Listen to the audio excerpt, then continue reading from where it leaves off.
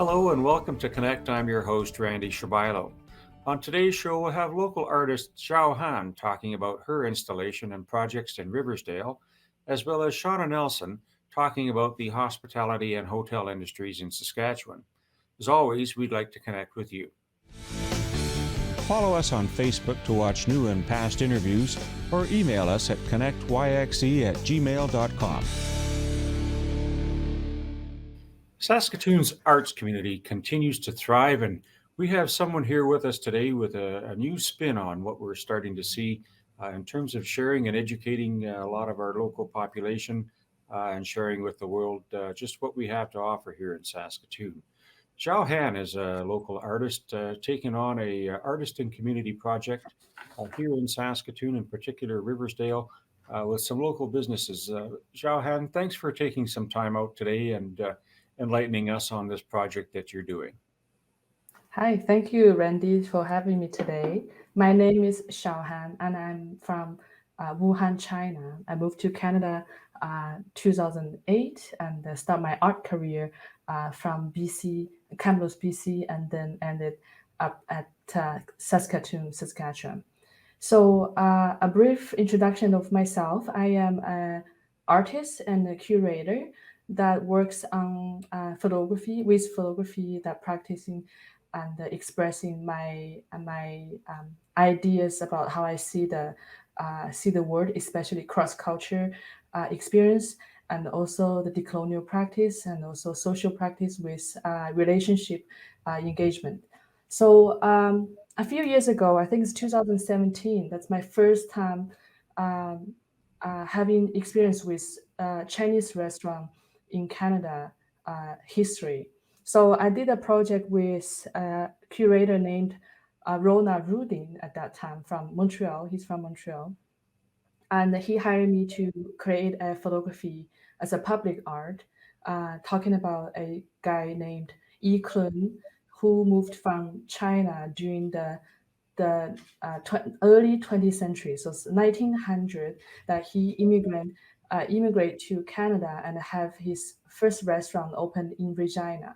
So at that time, he opened a restaurant called Exchange Cafe and trying to survive on this land that he has to hire people. And at that time, Canada have a law called white woman labor law, which he found is racism and sexism. So what does this guy did? He went to the city with lawyers and his supporters, such as associations and the women who trying to get a job with him. They walked to the city hall and trying to sue the government and to raise the question that if this law is uh, racism for him. So I was touched, and also made this photography at Regina Arts Park, where it is not far from the location the original restaurant was. Um, the most intriguing part of this project that I did is about how I realized our practice is not just making for me after that is not just making a public art an object that sits in the park. It's more about how this project creates conversation, creates a connection, and it creates a notion of Asian Chinese, the Chinese Canadian that exists on this land, and what's their story, and how they struggle and fight with the unfair laws. So after that, I start to focus more about social practice, including relationships in between communities, in between artists, and also groups of diaspora immigrant that are trying to have identity for themselves for their second generation. So at the beginning of this year, as we all know, there are quite a few. It's a raising notion that a misunderstanding of Asian cuisine, especially because of the pandemic. There's a misunderstanding of Wuhan cuisine, where I'm come from. I realized there must be an action or practice we should do to raise a voice or practice that we can have more connections or understanding between communities, between race, between different cultures, instead of blaming or laughing or just having bad comments on different habits. So having this project, I get this idea because SK Arts have a project called Artists in Community, which supports artists to find a community, work with a art project that having a visual language and to do the public education. I choose Riversdale bit is because I noticed through the resource online, I noticed Riversdale, the area was beside the river, was quite close to the Chinese or Asian community at the very early age in the 1930s. Lots of immigrants, including Chinese people, coming to Canada, either work on the railway or trying to have their business in this area beside the riverland, beside the rivers. So to me, Saskatoon doesn't have to have a Chinatown, but to me, 20th Street or Riversdale to me is a Chinatown with all the architecture styles and all the business going on over there. So I started this project, contact with Randy, the president of Riversdale Bid, and then we start this project and with the supporting from SK Arts. Overall, this project is collaborate with local artists, other five local artists. Six of us will made six pieces of art for the restaurant that we found on 20th Street. They're all Asian restaurant, and they all having diverse of cultures or cuisine style in their space. To do this, I wish the art community can have a tight connection with the restaurant and also helping the restaurant deliver their cultures from their family history and their tradition history. It's launched October 15, and it will be present. The art will be inside of the space for 6 months. So it's until April 15th, 2022, to encourage everybody to go see the art, enjoy the cuisine, like the Asian food. I found this project, it's just a beginning point of a new conversation that having a community talking about it and digest and observe about it and having feedback from this overall project.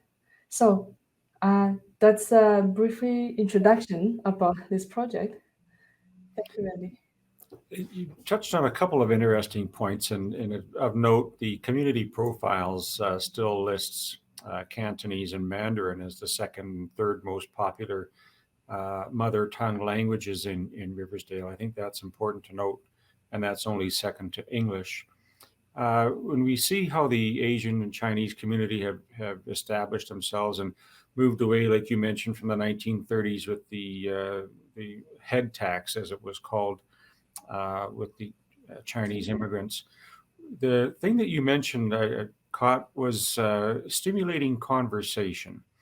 So it's not just something that you would go look at on the wall and say, wow, that's nice.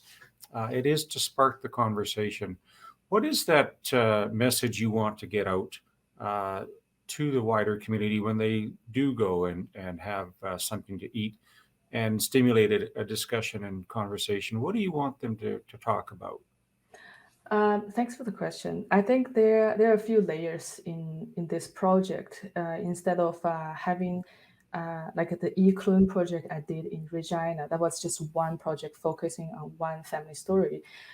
This project, I think I more focused on how to connect community in between communities with visual arts, visual artists. So by the work visual artists can provide, because they will have their own participation on it, and the smallest group will be their family and friends will go visit the art, and then by hearing the story of why this project set up and what is the family's history of this restaurant, then I might think my goal is to having more understanding between, and it's intriguing. I'm still digging the family history and restaurant history, and sometimes it just surprisingly get touched with all this behind story about how this family business started, when does this family come to Canada, and also why